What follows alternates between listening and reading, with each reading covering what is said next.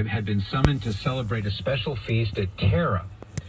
And they were going to do this as a way to, celebrate their gods. This was an opportunity which Patrick would not forgo. He would present himself before the assembly to strike a decisive blow against the Druidism, that held the nation captive, and to secure freedom for the glad tidings of redemption of Jesus Christ, of which he was the herald. As he journeyed on, he rested for some days at the house of a chieftain named Sexnan, who with his household joyfully embraced the faith. And he goes on to talk about what his sons did and so forth. A couple of his sons were so captivated by the gospel of Jesus Christ and by the meekness of Patrick that they want to describe how he arrives at this hill, the Hill of Slane, S-L-A-N-E, at the opposite extremity of the valley from Terra on Easter Eve. This is Holy Saturday night, in the year that the Feast of the Annunciation and the summit of the hill, in that year, the Feast of the Annunciation, and on the summit of the hill kindled the Paschal fire. The Druids at once raised their voice. "O King," they said, "live forever. This fire which has been lighted in defiance of the royal edict will blaze forever in this land unless it be this very night extinguished." So what they're saying is, if you can't put this fire out, that means that our gods win.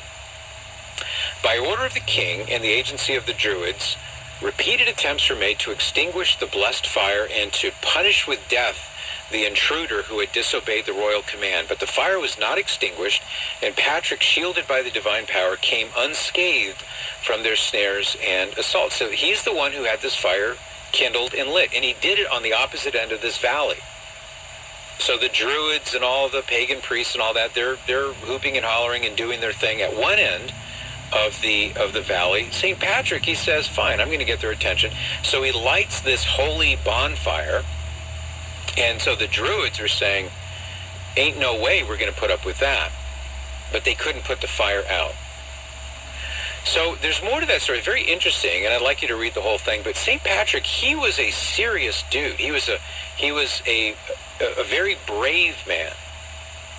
And maybe if you want some analogies as to how his story might work for your own life, you may say, well, I'm not dealing with Druids. I'm not dealing with stuff like that. Pagan chieftains, and you're thinking of Braveheart with all the people with axes and blue paint on their face. That's the kind of stuff that St. Patrick had to deal with. But maybe for you and for me, if we want to, dial it down to our level, maybe that's the equivalent of financial problems.